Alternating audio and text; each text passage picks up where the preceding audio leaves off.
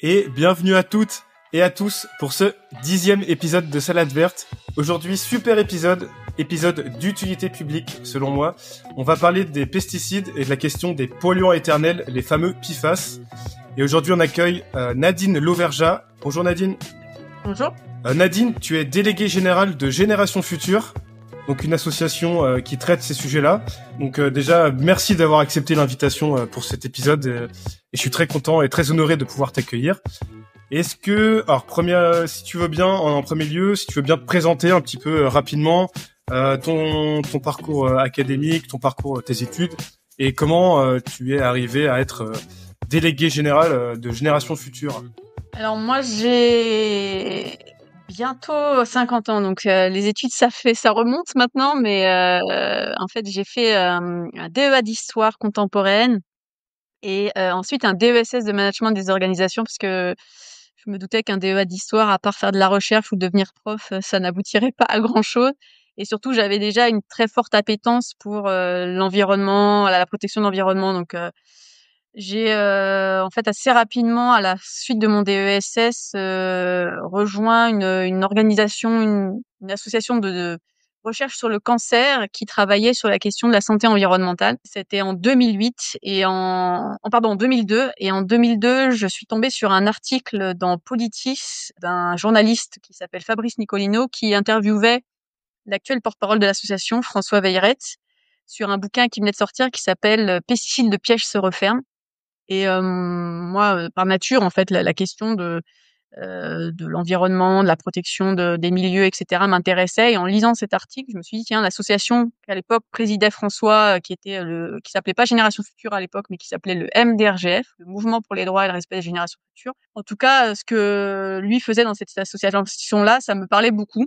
Et donc, j'ai écrit en fait à François en disant: bah moi j'ai du temps, je sortais tout juste de mes études, j'intégrais tout juste cette association, j'étais prête à consacrer un peu de bénévolat en fait pour cette association, le MDRGF. Et c'est comme ça que mon aventure a commencé en fait au sein de Génération Future en 2003 à peu près. Où, enfin 2002 je faisais du bénévolat, et en fait ensuite en 2003-2004 je l'ai rejoint en tant que première salariée. À l'époque l'association était toute petite, et donc c'est mon parcours en fait, et mon arrivée au sein de Génération Future s'est faite de cette manière-là, avec du coup maintenant presque 23 ans de participation active à la vie de l'association.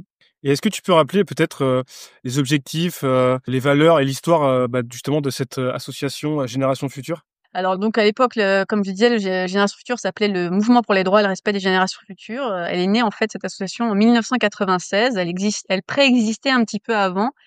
Et en fait, elle est née de la rencontre de François Veillerette, qui était alors enseignant, et d'un ingénieur agronome, Georges Coutin, qui était ingénieur agronome à l'INRA, et qui, quand il était jeune agronome, s'était empoisonné en fait au lindane, dans les palmerelles. Le lindane, c'est un insecticide qu'on utilisait beaucoup et qui est heureusement aujourd'hui interdit, mais qui est très nocif. Et en faisant ses expérimentations, il a utilisé ces produits-là. C'était vraiment l'après-guerre, où on considérait que les pesticides, finalement, c'était une révolution incroyable qui allait changer en fait la face de l'agriculture, ce qu'en effet elle a fait, mais qui avait aussi des conséquences dont on parlait pas beaucoup à l'époque.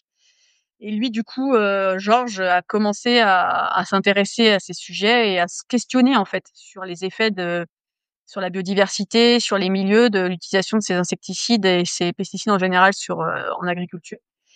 Et François, lui, arrivait de Haute-Marne.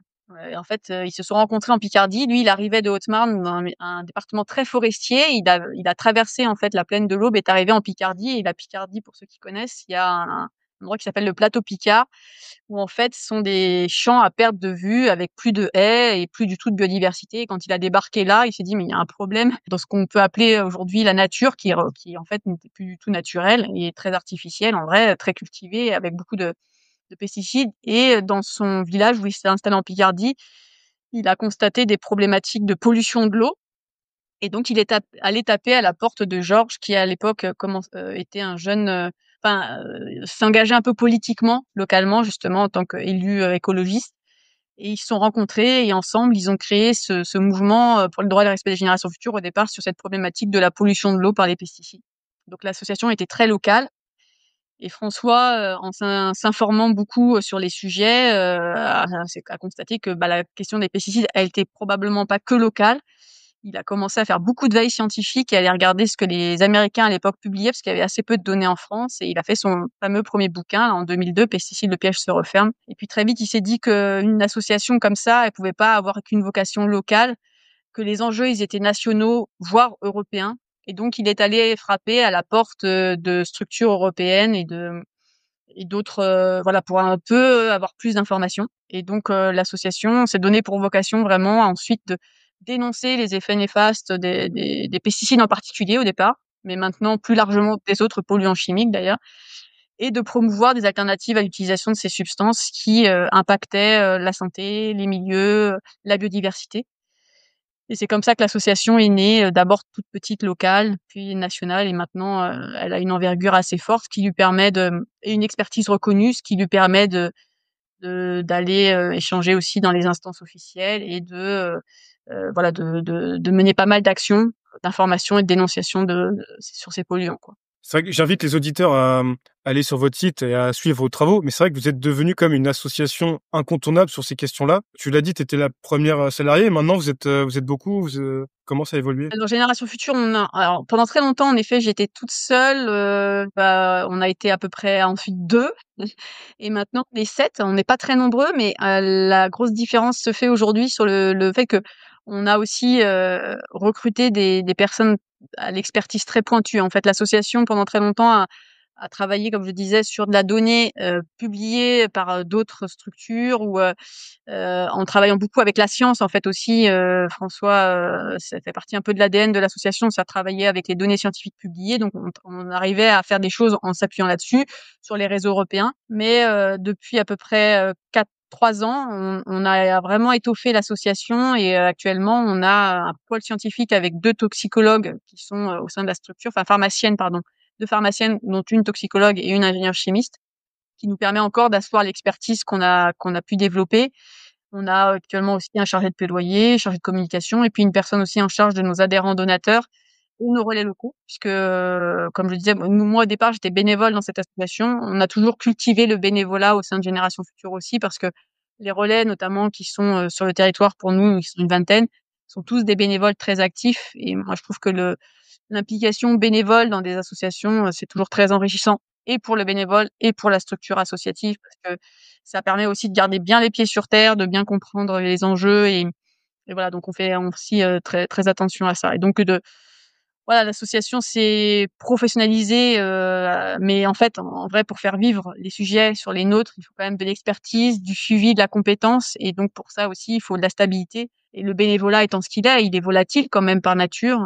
C'est quand même important aussi d'avoir une structure qui repose sur des personnes qui peuvent être là au quotidien, répondre aux questions au quotidien, surtout sur des enjeux qui sont très techniques et un peu complexes, quoi. Si tu veux bien, on va passer directement au plat. On va parler directement des pesticides, des polluants éternels.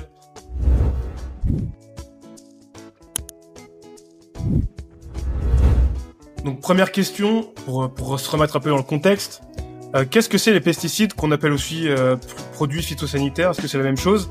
Et est-ce que tu peux nous donner des exemples un peu connus? Ouais. Alors les pesticides, tu as raison, ils ont même plusieurs noms au-delà des produits phytosanitaires. On les appelle aussi les produits phytopharmaceutiques ou les produits de santé des plantes. Alors ça, c'est pas nous qui les appelons comme ça, hein, c'est ceux qui les vendent et ceux qui les utilisent. Nous, on appelle ça des pesticides, hein, parce que en fait, comme leur nom l'indique, cide, c'est le suffixe qui signifie tuer, et peste, c'est la peste, donc qu'on veut tuer. Et donc la famille pesticide, elle regroupe plein d'autres sous-familles, entre guillemets, les fameux herbicides pour se débarrasser des dites mauvaises herbes, les fongicides pour lutter contre les champignons et donc les maladies cryptogamiques, voilà, et les insecticides pour lutter contre les insectes. Après, il y a d'autres petites sous-familles comme les raticides, par exemple, enfin, voilà, d'autres substances comme ça, enfin d'autres produits. Et en fait, un pesticide, il est composé d'une substance dite active, et puis d'autres substances qu'on appelle des coformulants, le produit formulé commercialisé. Et donc la substance dite active, par exemple, vous avez le fameux glyphosate dont on a beaucoup parlé, qui est un herbicide en fait qu'on utilise, qui est beaucoup utilisé notamment en grande culture. C'est l'un des produits les plus utilisés en agriculture d'ailleurs. Après, vous en avez d'autres qui sont un petit peu moins connus, mais dans le sulfénacet, voilà, d'autres substances comme ça qui sont aussi des pesticides, qui sont aussi des PFAS. On en reparlera peut-être. et d'autres substances qui sont aujourd'hui interdites, dont on a beaucoup parlé, la chlordécone, qui est très utilisée sur les bananeraies aux Antilles, par exemple, ou l'atrazine, qui est un herbicide qui a été longtemps utilisé jusque dans les années 2000 et qu'on retrouve encore aujourd'hui à l'état de trace dans l'eau potable, par exemple. C'est peut-être une question un peu basique, mais quels sont les dangers pour notre santé et l'environnement de l'utilisation de ces pesticides? Ouais, alors ils sont nombreux. Alors par nature, comme je l'évoquais, l'objectif de ces substances-là, c'est normalement de tuer des organismes cibles, mais ils ne tuent pas que des organismes cibles, ils tuent aussi ou ils ont des impacts ou des effets sur des organismes non cibles. Et donc, il y a beaucoup de données aujourd'hui. Alors sur les effets sur la biodiversité, elles sont très documentées. En 2022, je crois, l'INRAE a mis à jour en fait une expertise sur les effets avec l'Ifremer sur les effets sur la biodiversité de ces substances-là. Et donc il y a beaucoup de données aujourd'hui qui montrent que ça peut avoir des effets sur les oiseaux, par exemple, notamment les oiseaux insectivores, qui vont avoir, de par le fait que les insecticides tuent beaucoup les insectes, vont avoir moins de ressources. Donc c'est des effets un peu indirects où eux, en manquant de ressources, ils peuvent aussi avoir des effets ensuite de mortalité, notamment des oisillons. Sur les mammifères aussi, c'est très documenté. Il y a de plus en plus de données là-dessus sur, par exemple, les renards qui vont ingérer des animaux qui ont été exposés, qui eux-mêmes, du coup, vont pareillement s'exposer. Donc là-dessus, il y a de la donnée sur les effets aussi sur le milieu. On sait aujourd'hui qu'à peu près 90% des surfaces des eaux de surface qui sont contaminées par les pesticides. Et puis des millions de personnes aujourd'hui qui peuvent être exposées à des résidus de pesticides via l'eau potable. Donc ça, c'est très documenté aussi. On retrouve aussi ces pesticides dans l'air. Nous, on a fait des mesures à différents endroits et on s'aperçoit qu'en fait, même à plusieurs centaines de mètres du lieu d'épandage des pesticides, on va se retrouver aussi avec des niveaux d'exposition importants. Le problème, c'est que dans l'air, en fait, comme il n'y a pas de normes, on les mesure pas de manière officielle. Donc, en vrai, on ne sait pas à quoi on est exposé. Si une association n'a pas fait des mesures, vous ne saurez pas s'il y en a dans votre air. On retrouve aussi ces pesticides dans les aliments, à peu près la moitié, hein, des fruits et légumes non bio qui contiennent des résidus de pesticides. Et donc, tout ça mis bout à bout peut aussi avoir un effet sur la santé. Alors, les premières victimes des pesticides, ce sont les professionnels eux-mêmes et ceux qui les utilisent, hein. Il y a des maladies aujourd'hui qui sont reconnues comme des maladies professionnelles pour l'exposition aux pesticides, comme Parkinson, le lymphome non-hodgkinien, les myélomes, par exemple. Mais la population en général peut aussi avoir il peut y avoir aussi des conséquences. On sait que, par exemple, les personnes qui vont consommer plus de fruits et de légumes, d'aliments bio sont en meilleure santé, ont moins de risques de faire du diabète de type 2 que les personnes qui ne vont jamais en consommer.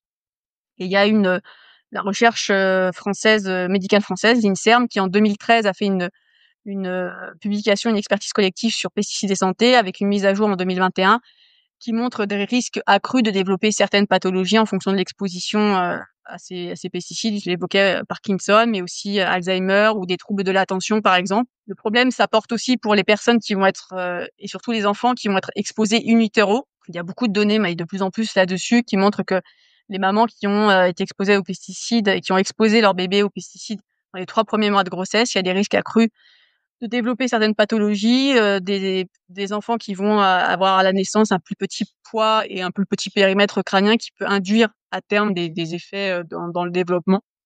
Ou alors, je vais prendre un cas très significatif dont on a pas mal parlé. Il y a cette maman qui s'appelle Sabine Grattalou qui a en fait désherbé un manège pour ses chevaux en utilisant du Roundup il y a maintenant 17 ans et qui malheureusement était enceinte et elle a exposé son petit garçon qui est né avec une malformation de l'œsophage. Elle est d'ailleurs en procédure contre Monsanto. J'invite d'ailleurs ceux qui le souhaitent à venir les soutenir le 3 avril au tribunal de Vienne puisqu'ils seront là-bas pour essayer d'obtenir cette reconnaissance du fait que c'est par cette exposition, la méconnaissance en fait des risques qu'elle avait en utilisant ces produits-là, que son petit garçon est né avec cette malformation. Donc malheureusement, oui, de plus en plus de données existent voilà, c'est très documenté maintenant.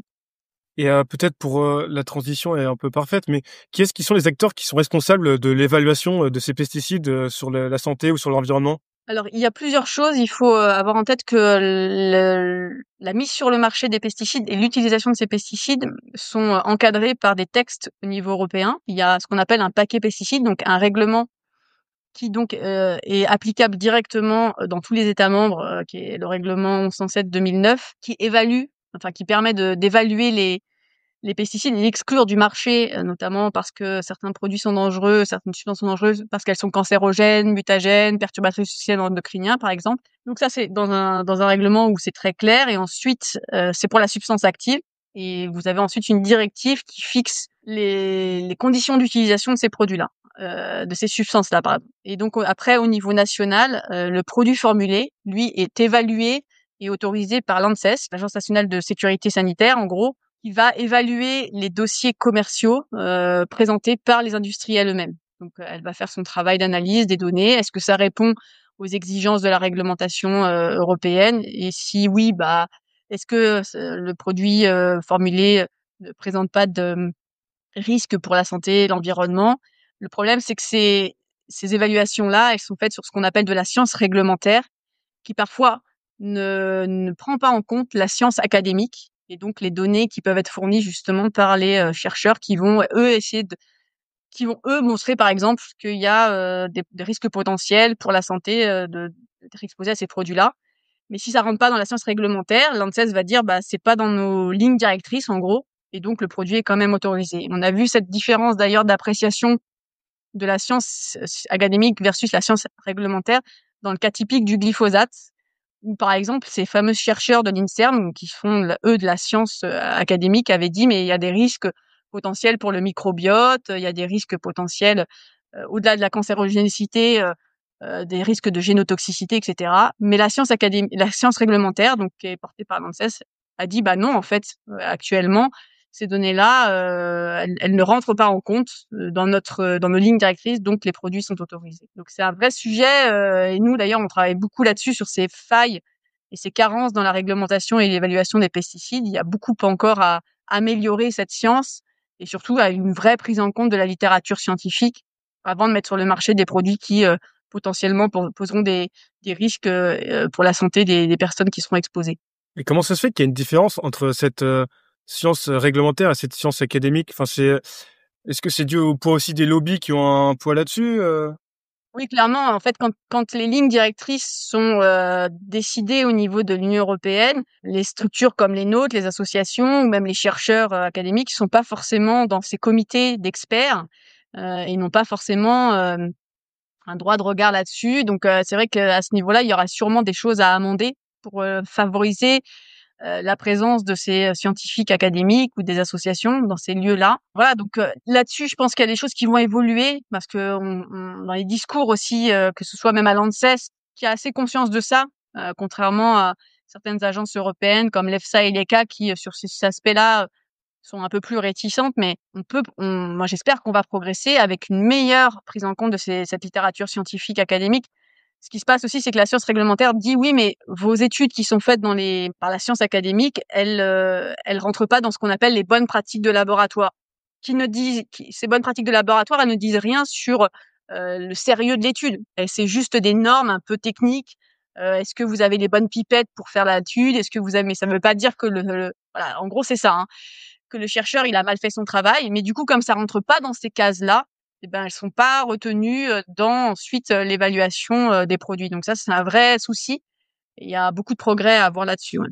Et j'aimerais, t'as évoqué le sujet un petit peu, le sujet du glyphosate. En quoi le glyphosate, il fait quand même souvent la une de l'actualité. En quoi est-ce que c'est un exemple parfait entre ce que tu disais, cette différence entre la science académique et la science réglementaire?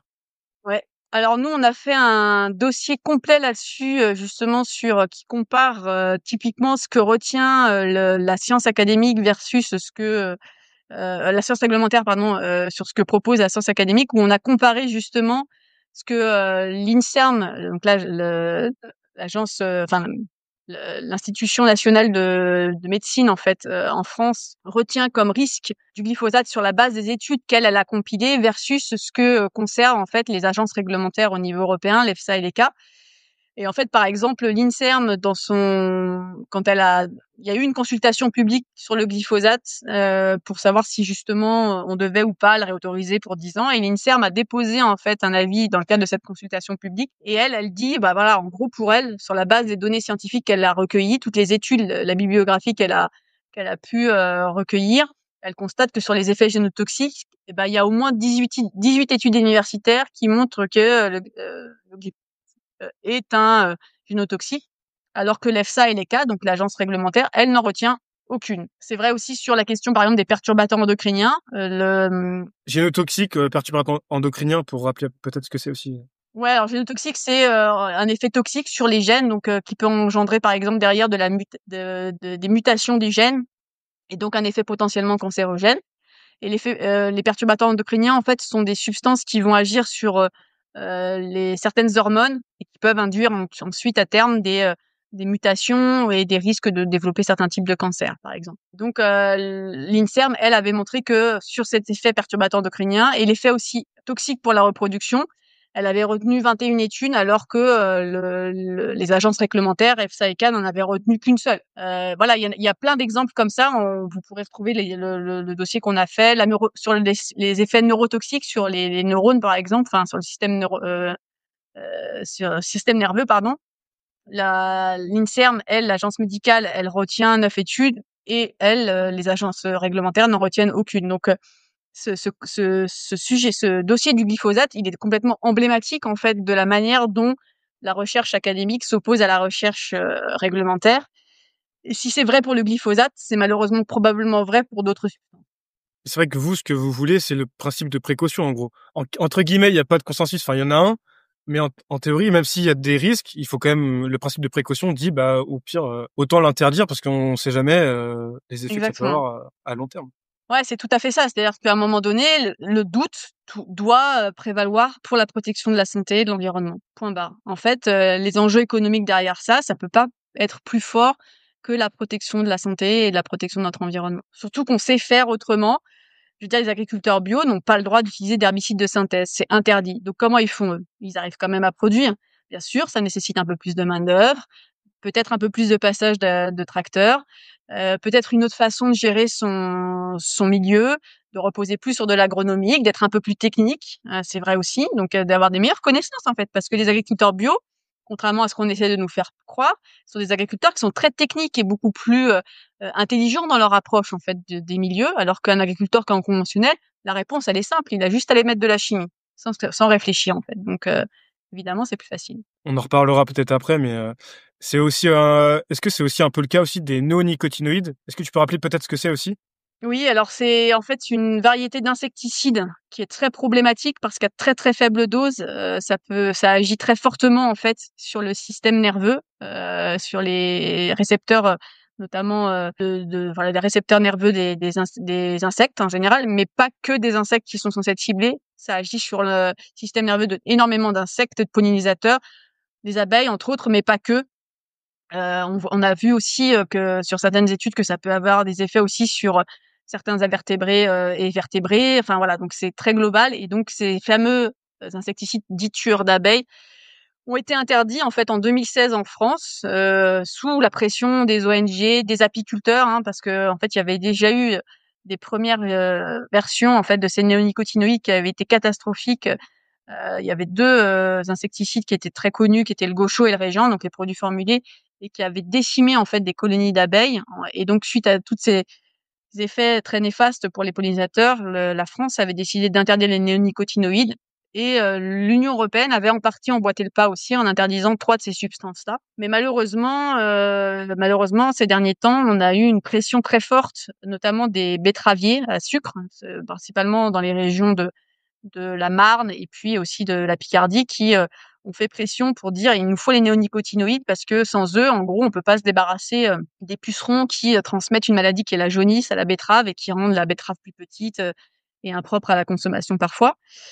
Sauf que ces néonicotinoïdes, ils contaminent l'environnement pour des années et ils ont des effets dévastateurs. Donc, nous, on se bat beaucoup pour que ces néonicotinoïdes ne reviennent pas de nouveau.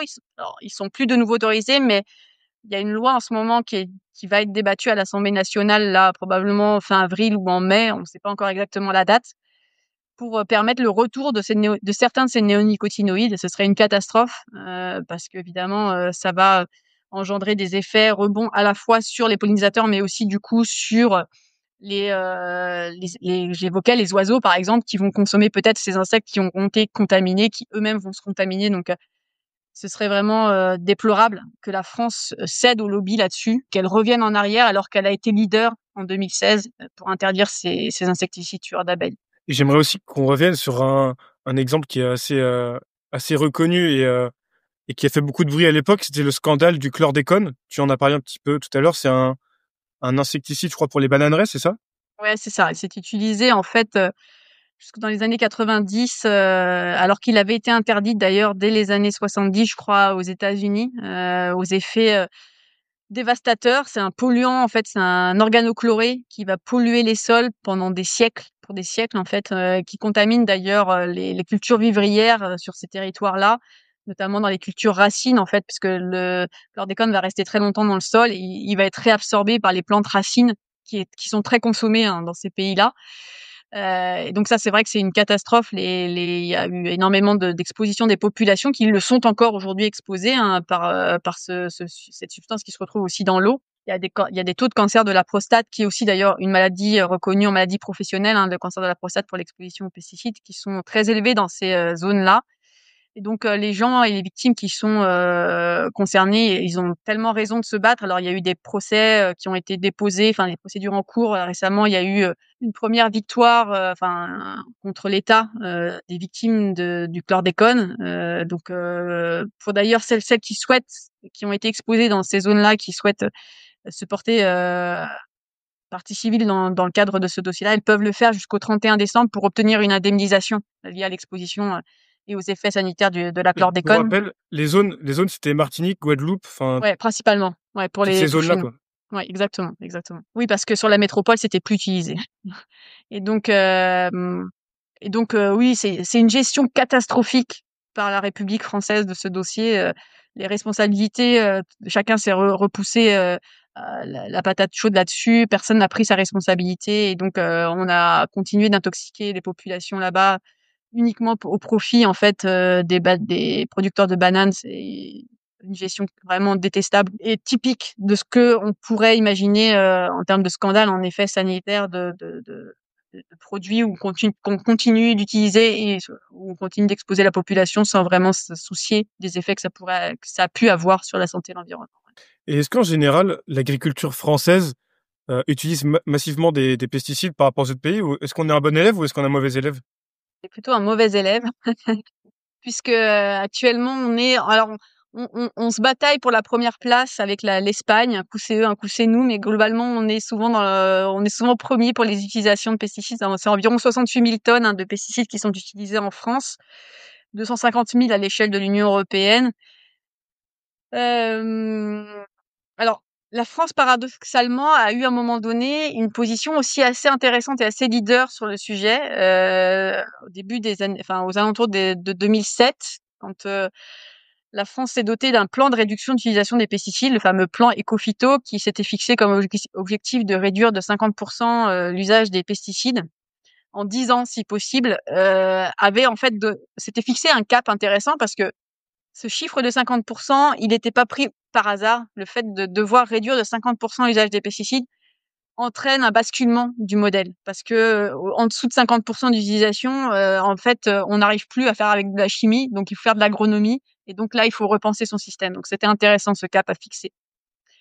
Et donc là, la France était devenue un bon élève en fait parce que finalement, elle répondait à l'objectif notamment inscrit dans le fameux paquet pesticides dont je parlais au début, avec ce règlement pour la mise sur le marché et la directive pour l'utilisation des pesticides, qui devait en fait se traduire pour chaque État membre dans le cadre d'un plan.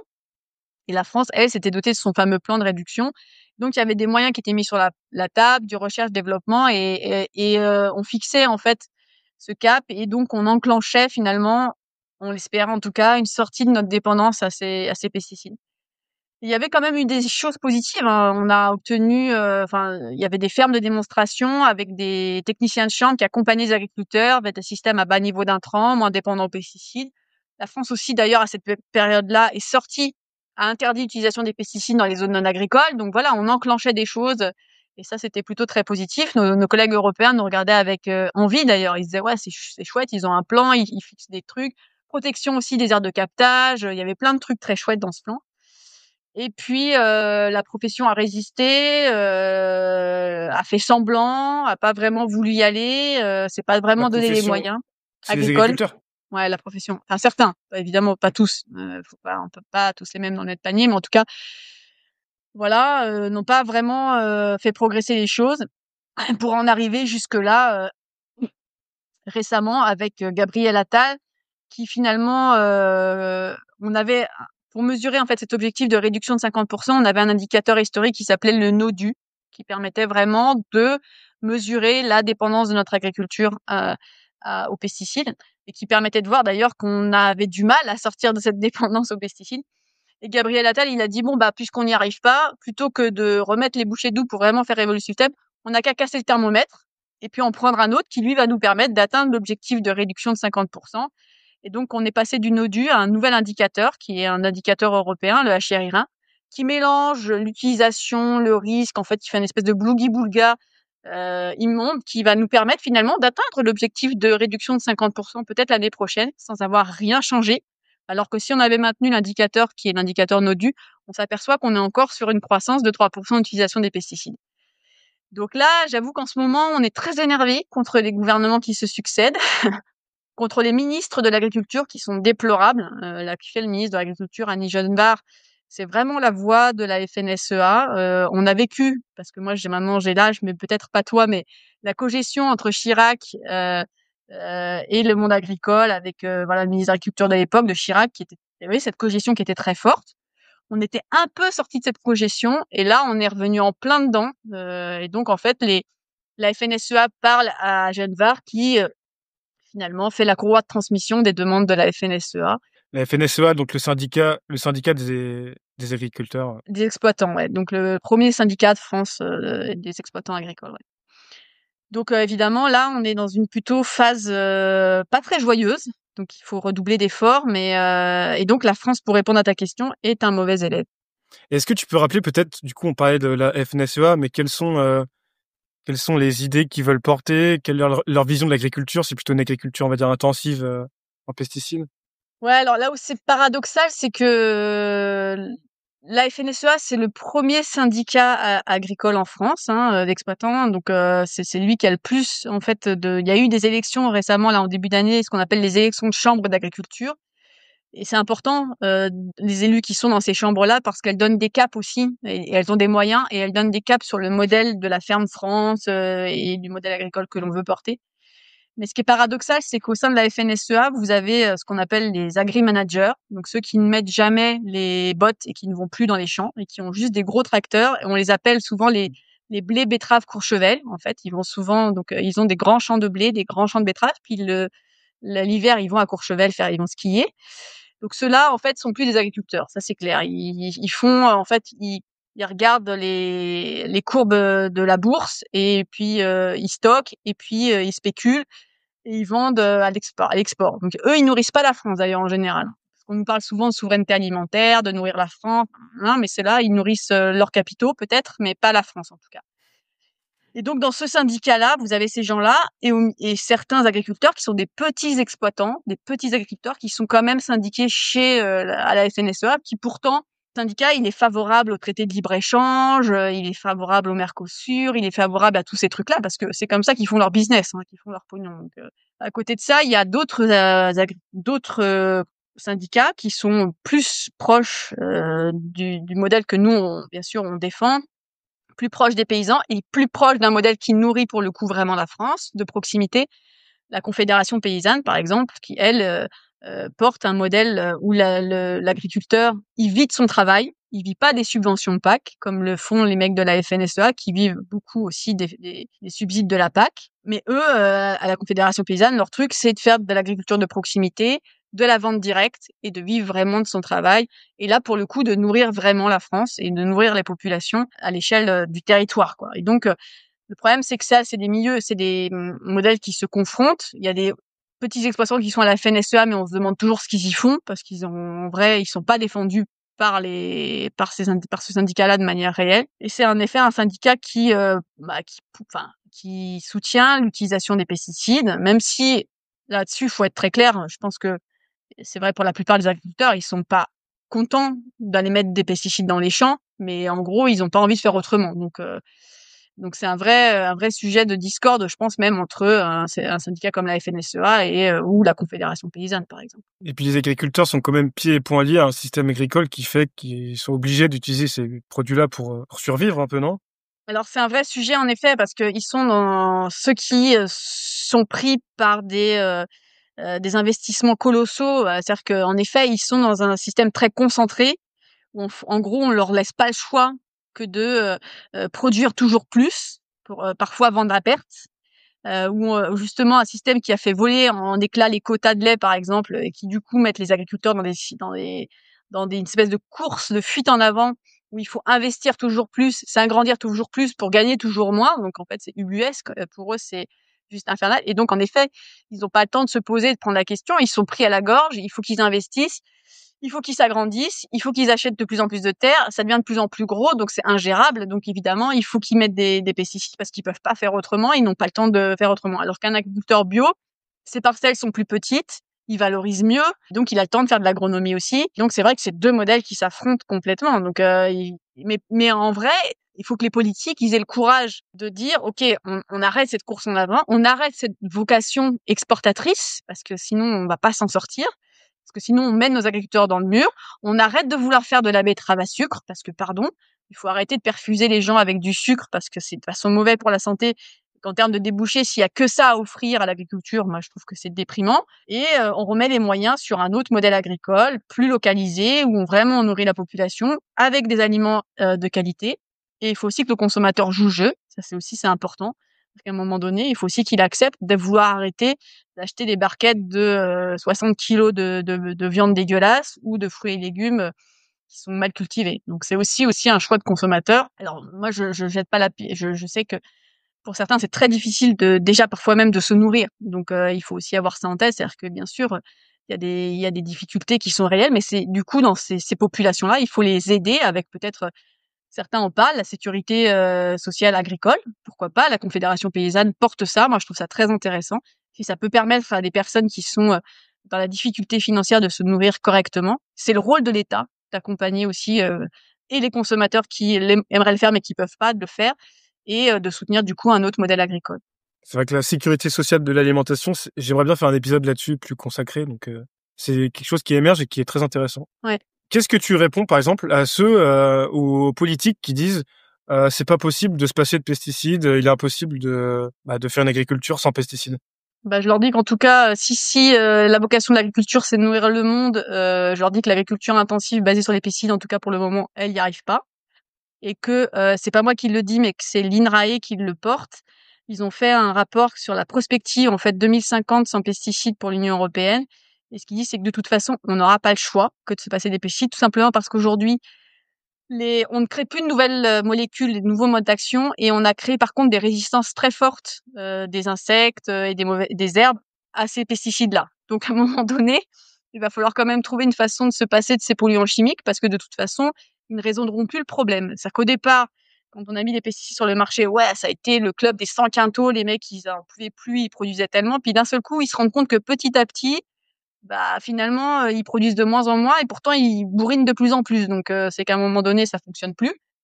Donc il faut refaire de l'agronomie. C'est-à-dire qu'il faut semer moins dense quand on fait de la grande culture, il faut, recouper les parcelles, il faut, voilà, redonner des moyens à refaire vraiment de l'agronomie. Donc je pense que les gens qui disent ça et les politiques qui disent ça, ils n'y connaissent rien ou alors ils sont bernés et ils croient encore qu'on va trouver, dans la technoscience, la solution qui va nous permettre de, continuer d'exporter, parce que c'est aussi leur logiciel.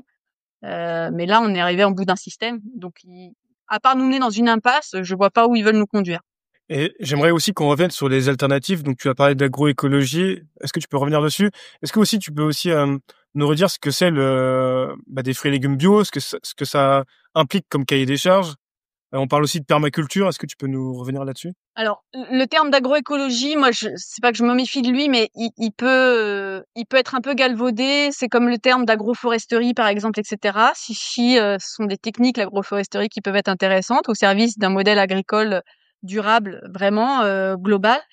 Le problème, c'est que c'est des termes qui sont aussi récupérés par les agro-industriels, par l'agrochimie, etc., pour nous vendre comme une vitrine. Donc, ils font tous de l'agroécologie maintenant, même ceux qui utilisent de la chimie. Donc, il faut être très prudent en fait sur l'utilisation de ces termes-là et surtout qui les utilise. Pour moi, la seule agroécologie, c'est l'agriculture biologique parce que elle, justement, elle a en effet un cahier des charges très strict qui exclut l'utilisation des pesticides de synthèse et des herbicides de synthèse et donc qui repose principalement sur de l'agronomie et qui est surveillée parce que contrairement à l'agriculture conventionnelle, les agriculteurs bio, eux, ils ont deux contrôles, un contrôle inopiné et un contrôle fixé au champ et on va voir si en effet ils cultivent correctement en respectant le cahier des charges de l'agriculture biologique. La filière dans son ensemble est suivie aussi et contrôlée.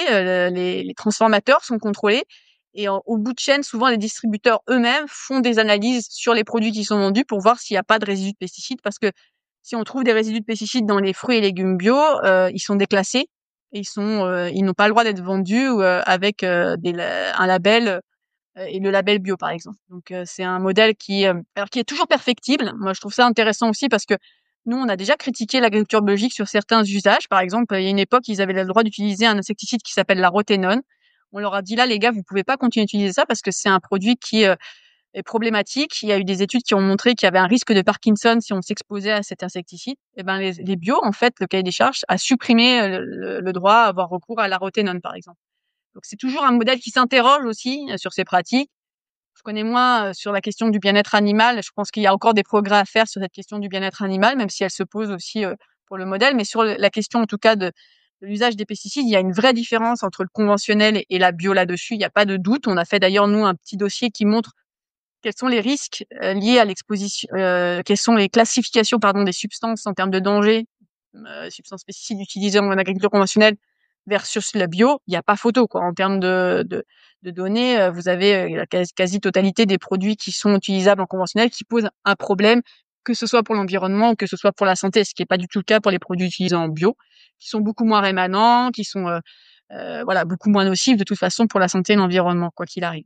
Donc, ce sont deux modèles qui sont très différents. Et la permaculture, c'est plutôt un modèle un peu, enfin, très global où de toute façon, par nature, on met en pratique les outils utilisés en agriculture biologique, mais qui n'a pas de label, donc qui n'a pas de contrôle. Donc, voilà, a priori, en général, si quelqu'un est en permaculture et qui vend sa production, je pense que pour pouvoir la vendre et la faire reconnaître pour le consommateur, il faut qu'elle soit certifiée en bio. Sinon, nous, en tant que consommateurs, on ne sait pas si l'agriculteur a vraiment fait le travail correctement ou pas, quoi.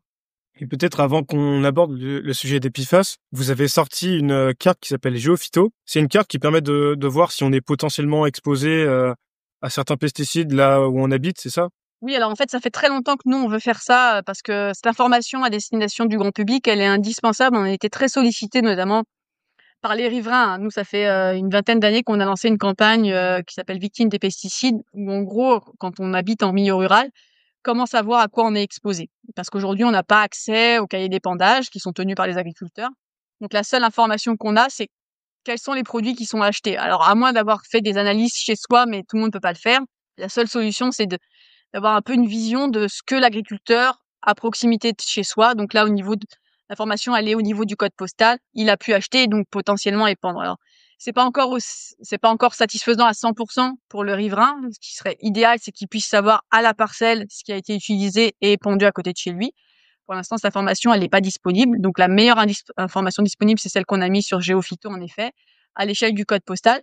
Et ça permet de savoir, par exemple, si à côté de chez vous, il y a eu beaucoup de perturbateurs endocriniens qui ont été achetés, des substances cancérogènes, des substances qui sont polluantes pour les eaux, ou des pesticides PFAS. Parce que, comme je disais, il y a des pesticides qui sont aussi des PFAS, des polluants éternels. Transition parfaite. Les PFAS, donc qu'on appelle les polluants éternels. Est-ce que tu peux nous rappeler ce qu'ils sont? Alors, c'est une famille d'à peu près 14 000 substances différentes. En fait, ce sont des atomes de carbone et de fluor qui sont très résistants. C'est pour ça qu'on les appelle les polluants éternels et qui vont persister dans l'environnement pendant des très longues années. Et ils sont utilisés dans plein d'industries. Alors, comme je disais, dans les pesticides, on les retrouve, mais aussi dans plein d'objets du quotidien. Les fameuses poêles en téflon, par exemple, contiennent des PFAS. Mais on les retrouve aussi dans les objets dans les vêtements techniques, les vêtements déperlants, des choses comme ça. Dans les mousses anti-incendie aussi, c'est des substances qu'on va retrouver parce qu'elles sont très stables et qu'elles permettent vraiment d'agir sur le feu. Donc, en fait, ces fameux PFAS, ils sont utilisés un peu partout, même dans les ordinateurs. Enfin voilà, on les retrouve vraiment dans d'énormément d'objets du quotidien. Le problème, c'est, alors pour le consommateur, c'est pas tant d'ailleurs le téflon qui est dans la poêle qui pose problème que, par exemple, l'œuf qu'on va mettre dans sa poêle si la poule a été exposée par des rejets dans l'environnement par les PFAS, parce que pour le coup, ensuite les PFAS se concentrent dans les aliments, notamment dans les aliments carnés, qui peuvent en trouver, où on peut en trouver pas mal.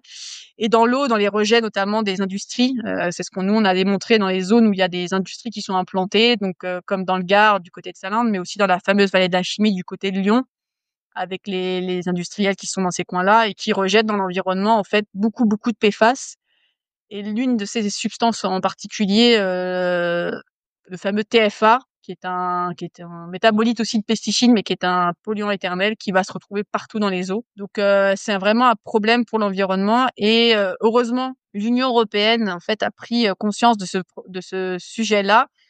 Faut savoir qu'au départ, en fait, cette question, elle émerge aux États-Unis avec le fameux film Dark Waters, dont on a beaucoup entendu parler, avec Mark Ruffalo, en fait, qui incarne Bill Elliott. Enfin, pardon, j'ai oublié le nom de l'avocat exactement, mais qui, en fait, a investigué parce qu'il y avait justement un agriculteur qui se plaignait de la mortalité de ses vaches qui buvaient de l'eau à proximité d'une usine et qui avait un taux de mortalité très fort. Et donc, le sujet a émergé à ce moment-là. On s'est dit: «Mais c'est quoi ces PFAS? C'est quoi ces polluants éternels?» Et là, cette prise de conscience et l'Union européenne est en train de travailler à une restriction universelle des PFAS. Bon, je te cache pas que là, les lobbies sont tous sur les dents et donc on ne sait pas si on va aboutir à une vraie restriction, universelle des PFAS. En tout cas, nous, on y travaille avec les collègues européens pour que ça se fasse, parce qu'il y a du boulot. Mais c'est un vrai sujet, en tout cas, et de santé publique et d'impact sur l'environnement qui est très fort et qui concerne l'ensemble du territoire. Mais c'est vrai qu'il y a même des scientifiques qui parlent des PFAS comme le scandale du siècle, parce qu'en fait, ils sont partout. Pour l'instant, il n'y a pas trop de réglementation là-dessus, en fait. Alors, en fait, il y a très peu de PFAS qui sont réglementés. On va, à partir de 2026, avoir une obligation de rechercher une vingtaine de PFAS, en fait, dans l'eau. Ce qui est très peu, hein. Regarde ce que je te disais des 14 000 substances de type PFAS qui existent aujourd'hui, qui sont, alors elles sont pas toutes dangereuses du même niveau, hein. Il y en a qui sont en effet, ceux qui sont reconnus comme cancérigènes probables et certains PFOS et PFOA, ils ont été réglementés et exclus du marché, et interdits, pardon. Donc ça, c'est plutôt des bonnes choses. Mais combien par rapport à tout ce qui reste encore à interdire? Je te parlais du TFA, cette substance-là est probablement reprotoxique. Donc à un moment donné, il va falloir en effet prendre le taureau par les cornes et dire, on arrête de rejeter dans l'environnement ces substances qui sont pas nocives et très problématiques. Donc je sais pas si c'est le scandale chimique du siècle actuel, mais en tout cas, ce qui est sûr, c'est que c'est un vrai problème et qu'il faudra vraiment réglementer strictement. Donc, la France a commencé un petit peu, hein, a eu cette année, en début d'année, la loi de Nicolas Thierry, un élu écologiste qui a porté cette loi qu'on a nous défendue avec d'autres et qui a été adoptée à quasi-unanimité par le Parlement en France, et qui va surtout faire un suivi des rejets et donc la limitation et l'interdiction d'un certain nombre de PFAS dans certains objets du quotidien, sauf les poêles, parce que pour le coup, le lobby de la poêle a été très puissant et a permis d'exclure de cette loi les poêles notamment et les ustensiles de cuisine. Mais malgré tout, on a un peu cranté en France, c'est une première. C'est vu comme ça d'ailleurs par nos collègues américains et européens. Maintenant, il faut aussi que ça se transforme au niveau de l'échelle de l'Union européenne parce que en fait, cette pollution, elle est bien sûr nationale, elle est européenne, elle est même mondiale. Donc, il faut vraiment des mesures à l'échelle de la planète sur ce dossier. Du coup, ma question, c'était est-ce qu'il y avait d'autres pays qui étaient ambitieux sur ces questions-là, mais en fait, pas forcément. Alors, oui et non, parce que alors, en termes de loi, je crois pouvoir dire que la France, avec sa loi, c'est la première à avoir vraiment légiféré sur le sujet.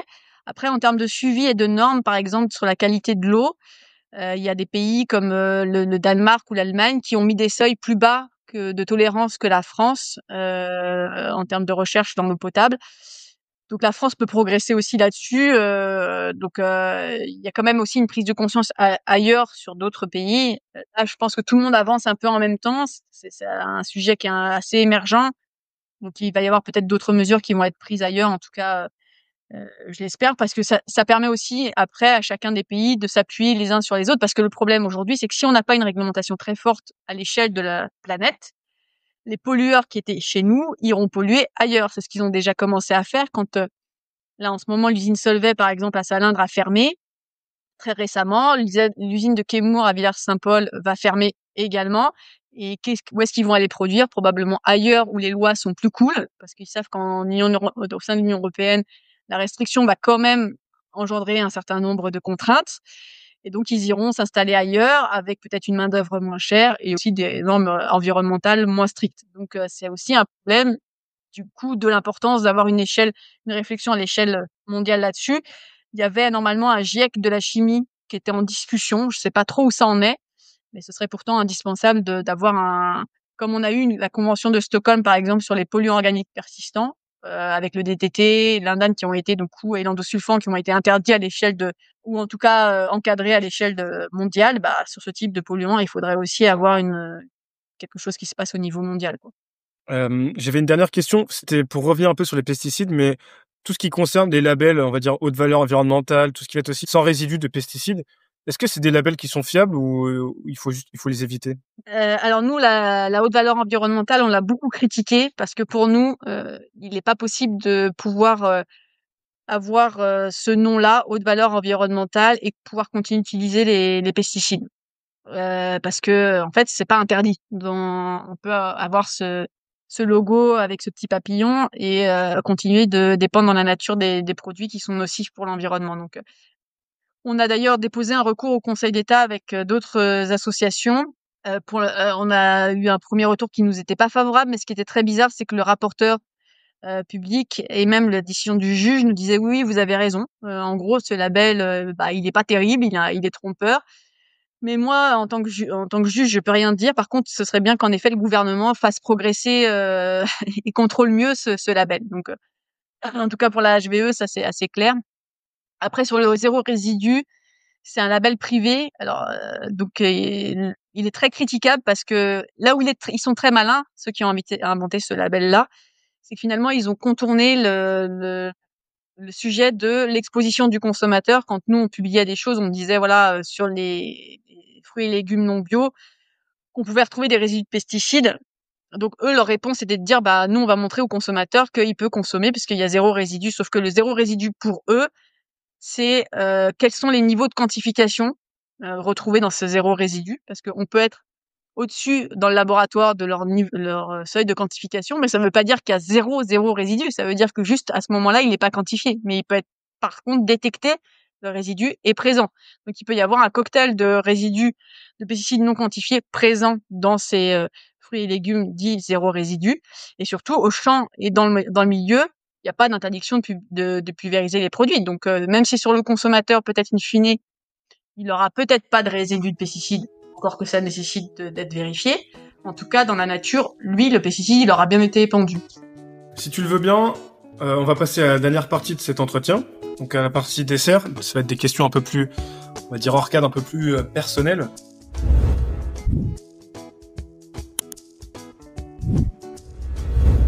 Première question, imaginons Nadine Leverja, tu deviens ministre de l'Agriculture. Je serais bien en peine. Qu'est-ce que tu mettrais en place comme politique, en premier lieu? Je pense que là-dessus, alors, la question, elle est assez simple en vrai, parce que la France, elle a, en tant que pays très centralisé et avec des hauts fonctionnaires, des outils avec énormément de recommandations qui existent et qui sont très performants. Donc en vrai, toutes les inspections générales, que ce soit les inspections générales du ministère de l'Agriculture, du ministère de l'Environnement et du ministère de la Santé, ils ont fait des recommandations sur pesticides, de tout ce qu'il fallait mettre en place pour sortir de notre dépendance aux pesticides. Donc, je récupérerai tous ces rapports-là, j'en ferai une synthèse, peut-être une loi programmatique agricole où en gros, je fixerai un vrai cap avec des échéances obligatoires et des moyens alloués pour ça, pour sortir de notre dépendance aux pesticides. Je favoriserai clairement un modèle agricole, donc en donnant en fait, des moyens à la conversion et au maintien des agriculteurs, l'agriculture biologique. Et je pense que si on se fixe et en s'appuyant aussi sur l'expertise dont j'évoquais tout à l'heure de l'INRAE, de sortir de notre dépendance aux pesticides, je récupérerais les mesures proposées dans ce cadre-là, c'est-à-dire un peu moins. L'objectif, c'est à terme que les consommateurs peut-être mangent un peu moins de viande et un peu plus de céréales et de légumineuses, et donc et d'une relocalisation de notre modèle agricole et de notre agriculture. Et donc à partant de là, avec toutes ces ce jus de cerveau qui a très bien réfléchi, je pense qu'on peut bâtir un vrai modèle agricole pérenne sur les prochaines années, en tout cas, avec un horizon à 10 ans où on pourrait, je pense, révolutionner notre modèle et le rendre plus résilient. Quelle est, selon toi, la plus grande victoire de Génération Future ces dernières années?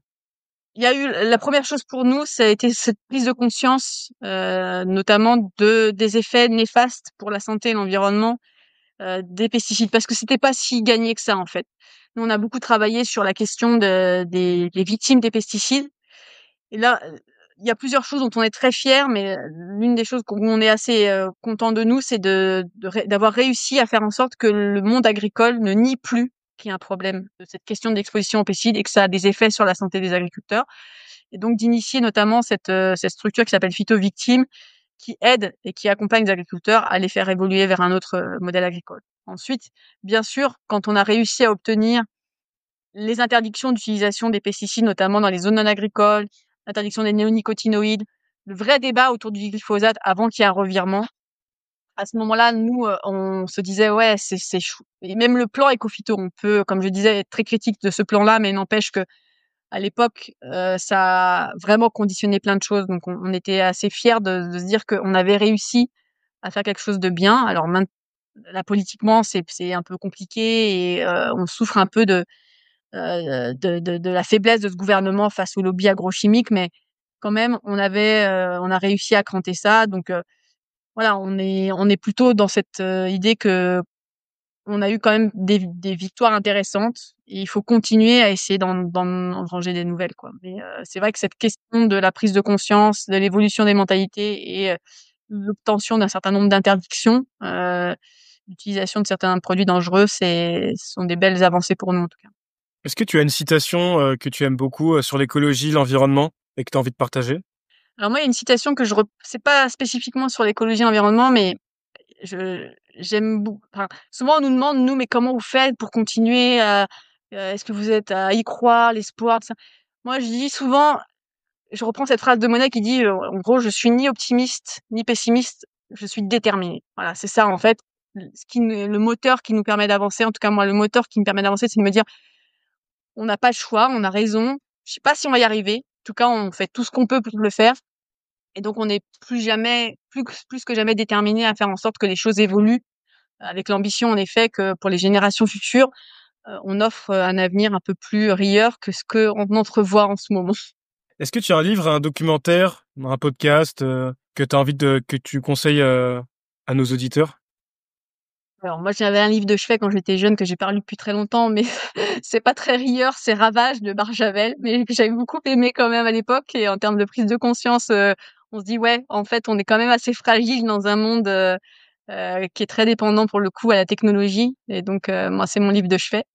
Et ouais, alors si je pouvais conseiller, alors c'est un documentaire auquel on a contribué, mais que moi je trouve très beau. C'est La mort est dans le pré. Alors c'est pas très rieur non plus, mais ça permet de comprendre pourquoi c'est important de s'engager et pourquoi on le fait. C'est-à-dire que ce sont des agriculteurs qui ont souffert de ces produits-là, un film d'Éric Guéret, qui est un super réalisateur qui fait énormément de films comme ça sociaux et qui est toujours très bien. D'ailleurs, il en a sorti encore un là qui s'appelle Sur la paille, où il suit un agriculteur biologique qui est dans la difficulté pour le coup.